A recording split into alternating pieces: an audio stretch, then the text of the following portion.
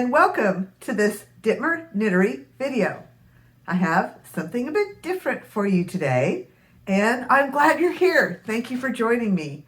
All you returning viewers, hi, I'm so happy to see everyone. And oh, new viewers, thanks for joining us today.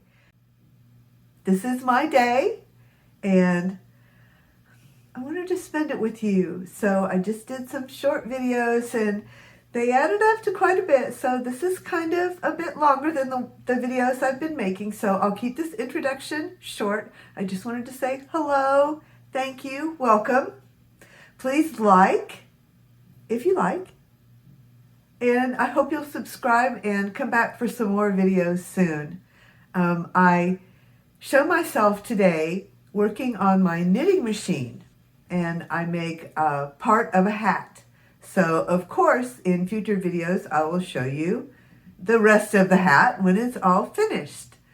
Thank you for joining me, and I hope you enjoy this. Good morning and welcome to Dittmer Knittery. I'm going to be working in the knittery today, and I thought I would kind of bring you along with me a little bit. I'm going to be using my knitting machine that you see right here, and I will show you some more of that. But that's my work area with my knitting machine, my coffee cup sitting there, and some tools and my lights. Here's a nice window into my backyard and more of my work surface. Now, everything is not so tidy over in this area.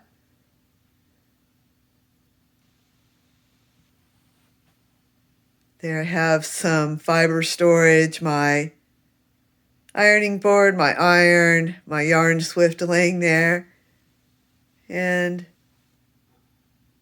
that's my sewing machine cabinet with an assortment of things sitting on top of it. Like I said, not everything is tidy, but I just thought this was a good opportunity to share with you what my days are like as I work here. More yarn over here. This is yarn that is not wool, so an assortment of yarn, cotton, sock yarn, some acrylic, but most of it is cotton yarns and sock yarns, and some works in progress, not very tidily stacked up over there. So this is where I'm going to work today. There's another little work surface with my ball winder and a ball of yarn waiting to be wound. I may or may not use that later today. I haven't decided. And back over here to my knitting machine that I will be using today. And that's this flat bed, and then you see the arm going up holding some black yarn there. That's also part of the knitting machine. And then this is my light. And you see some other lighting in the background there. But I hope to make a hat on the machine today and take you along with me as I go on this little adventure of hat making. This knitting machine is an entry-level, it's called an entry-level hobby machine. It is plastic, but I love it. I would like to upgrade to a metal bed machine at some point, but this machine serves me very well, and I've enjoyed learning a lot from it. It is a silver reed LK150, and that means that it has 150 needles. Those are the needles. And this head goes back and forth on this bed, and pulls the yarn onto those needles and creates knitted fabric. Now, of course, I don't know exactly what goes on underneath there, but this is what it looks like. This is where the yarn feeds in, and these levers and gates push those needles in and out and grab the yarn. That's the best as I can explain it. I'm just glad I'm able to make the machine function and understand it well enough to make it work.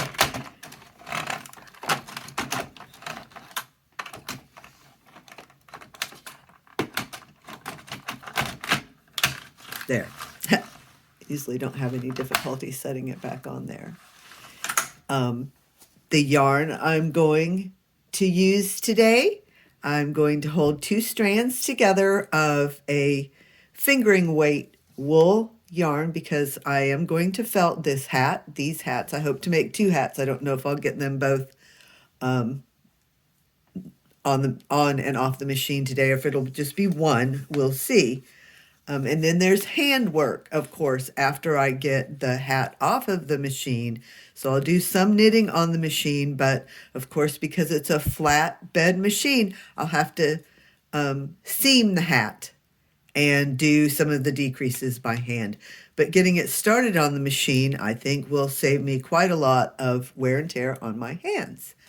So this is the yarn I'm using, Hearthstone Plymouth yarn, merino and alpaca.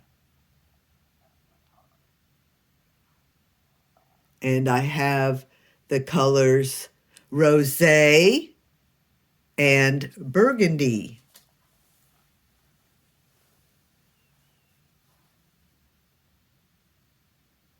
Burgundy. It's looking a little more purple on the screen than it really is. It's a deep, I would almost call it eggplant or ox blood, very deep purple. And then the rosé, that's lovely. It is again showing up a little more purple than it really is. It's a little more, it's not pink at all, but this is showing quite purple. It looks to me like on the screen, and it has more of a subdued pinkish hue in real life.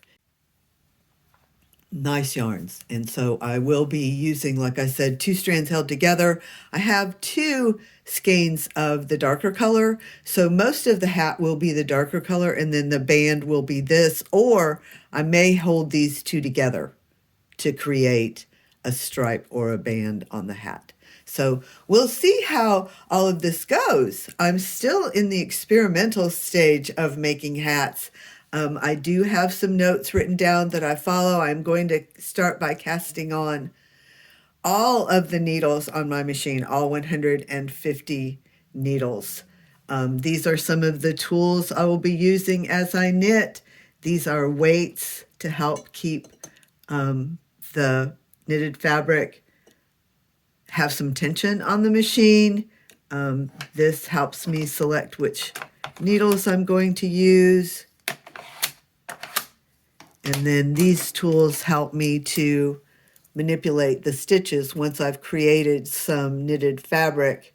If I drop a stitch or if I want to decrease on the machine, which I will be doing, I'll be using these tools to help me manipulate those stitches.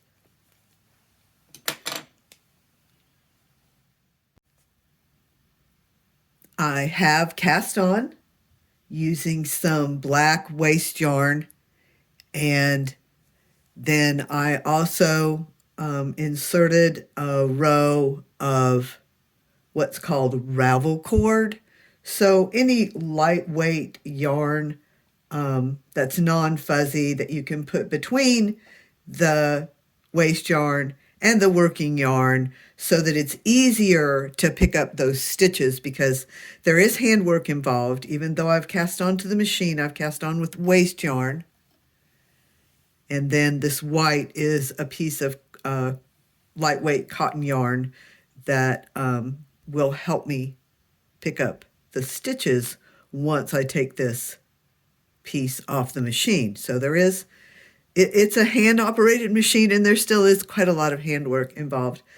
Now I am ready to start my first row with my working yarn, which I have 2 strands of the yarn I showed you held together that I'm going to feed through the machine head and make a row.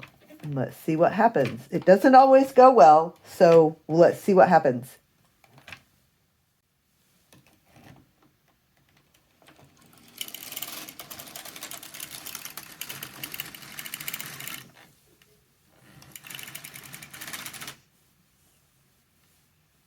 Slowly, making sure that the yarn that is feeding into the machine is not tangled and is flowing freely, because I've discovered that is what often causes a machine jam or a drop stitch, is that the yarn is tangled or knotted. So there's one very careful first row with the working yarn. And again, I have this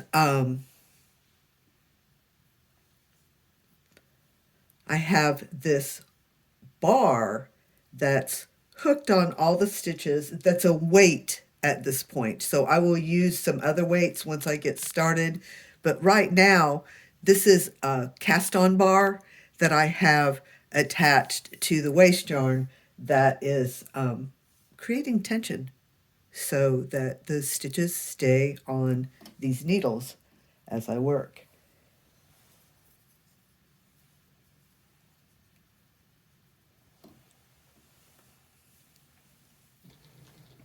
Pulling some more yarn out of my skeins. Once I get started, I can work without having to pull the yarn out like that and lay it down, but it helps to get started just to make sure everything is free flowing.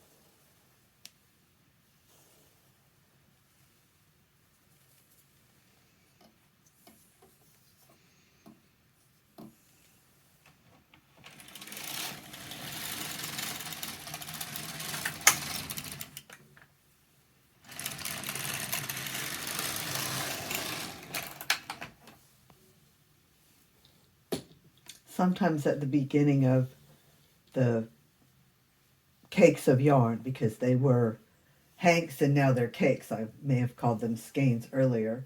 But sometimes at the beginning when the ball is new, that's sometimes where you get too much tension because of little tangles and knots right there at the beginning. It doesn't happen all the time, but I've learned if I get these balls started, if I get these cakes started and I know that the yarn is pulling out at even tension, that helps because the knots and the tangles will cause the machine to jam or stitches to drop. And we don't want that. That just slows down the whole operation.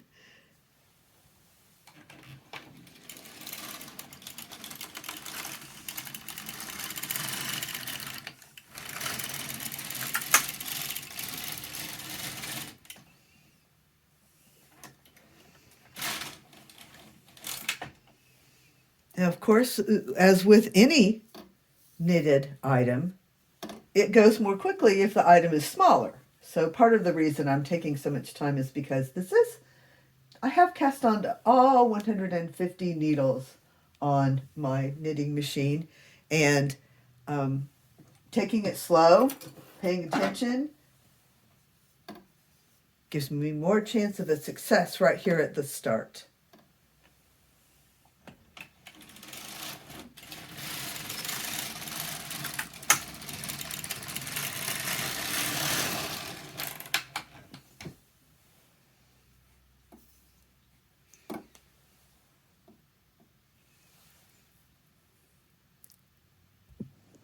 Here you can see just a little bit more closely the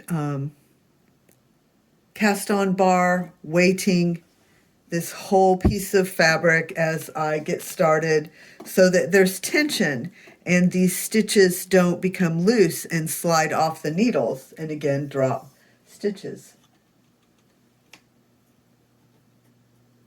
Which, you know, of course, I don't have to explain why you don't want drop stitches now, do I?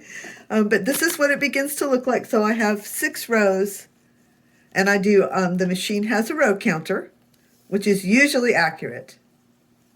I've known it just a couple of times to have missed a row, but for the most part, it's very accurate. And so I know I have 6 rows, and this is the reverse of the fabric. So it is stockinette stitch on the other side. This is the reverse stockinette stitch, and this machine, that's the only kind of stitch that it can do. I can use my tools to manipulate stitches and create other kinds of stitches besides the stockinette and the reverse stockinette.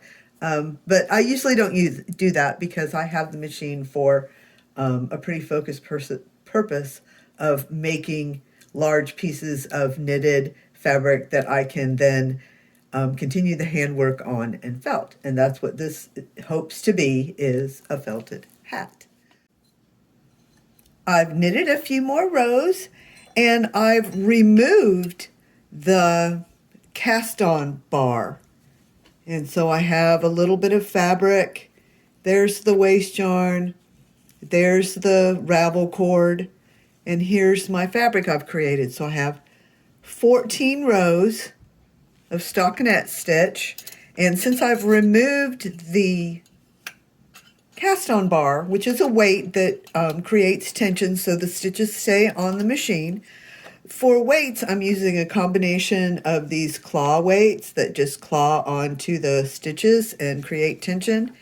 I only have 2 of those. So I also use some large binder clips to weight the fabric, and that works just fine. This might provide a better view, a more comprehensive view of my work area and what I'm doing. I am making a hat on my knitting machine.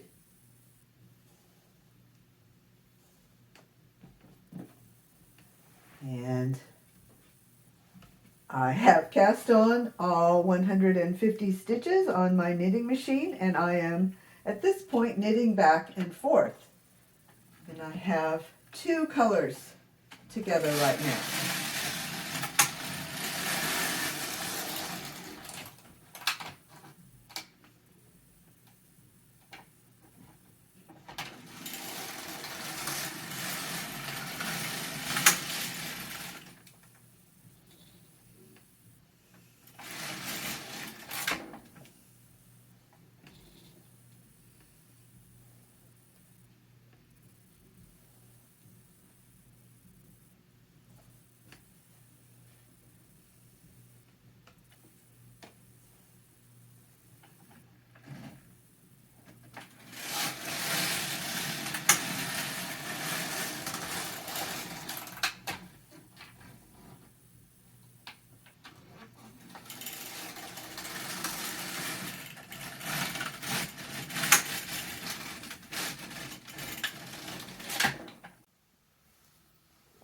I've knitted 48 rows, and I have a nice piece of fabric here.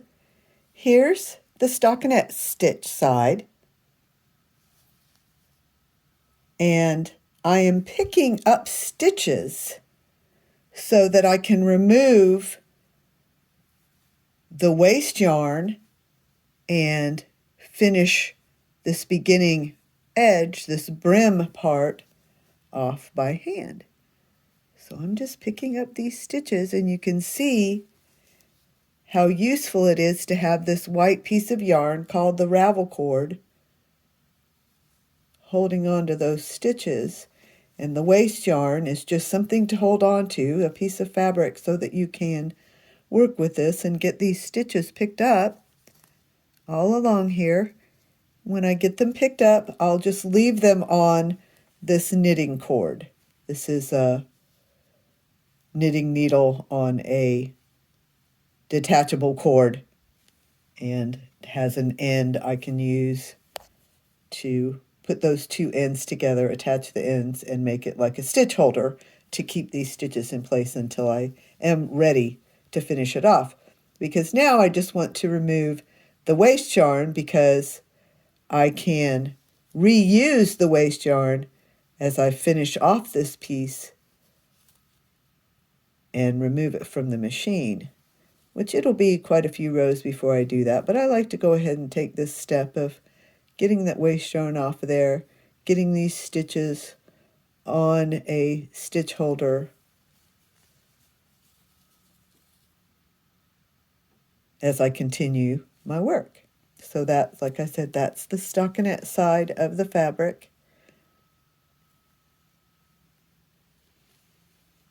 That's the reverse stockinette side of the fabric, the side you can see as you're working.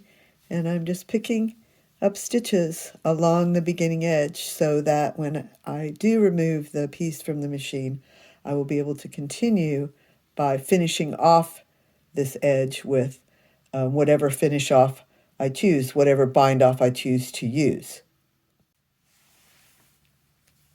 I have all of my stitches on my cord. I've joined the cord. There's part pink cord and part blue cord. And there's a little join there. So I have it all on one cord of, like I said, these are just cords from a interchangeable needle set.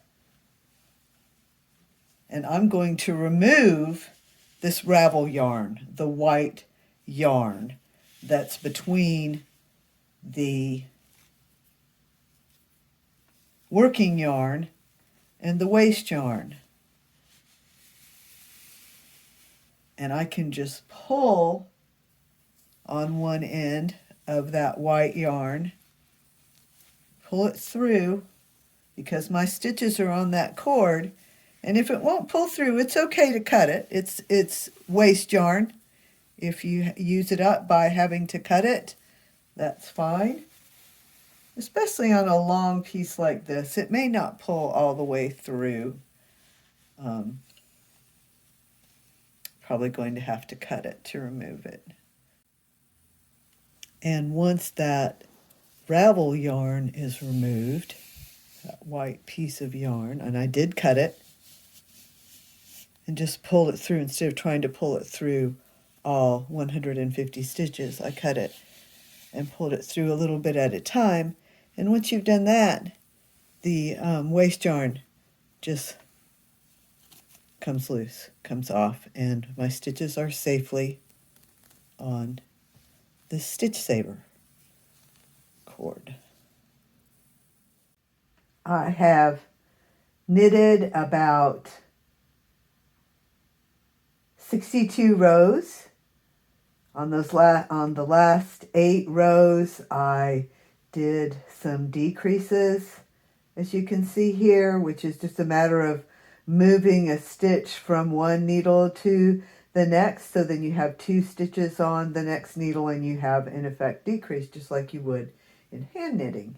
So I'm ready to take this piece off of the machine.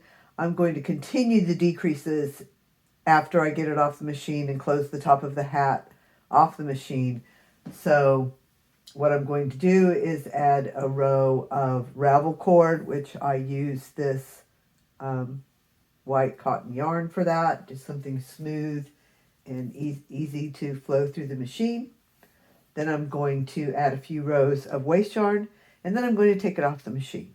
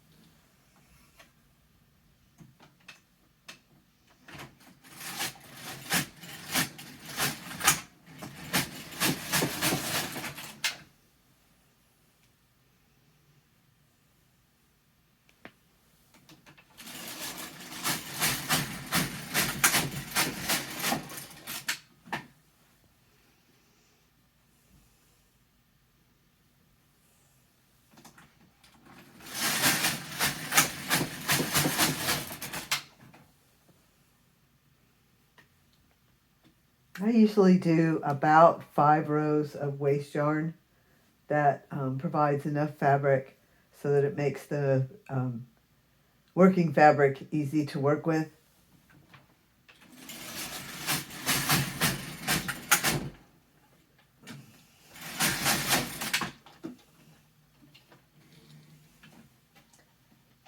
And then once I have added the row of Ravel yarn, Ravel cord, and a few rows of waste yarn, I'm ready to remove this piece from the machine.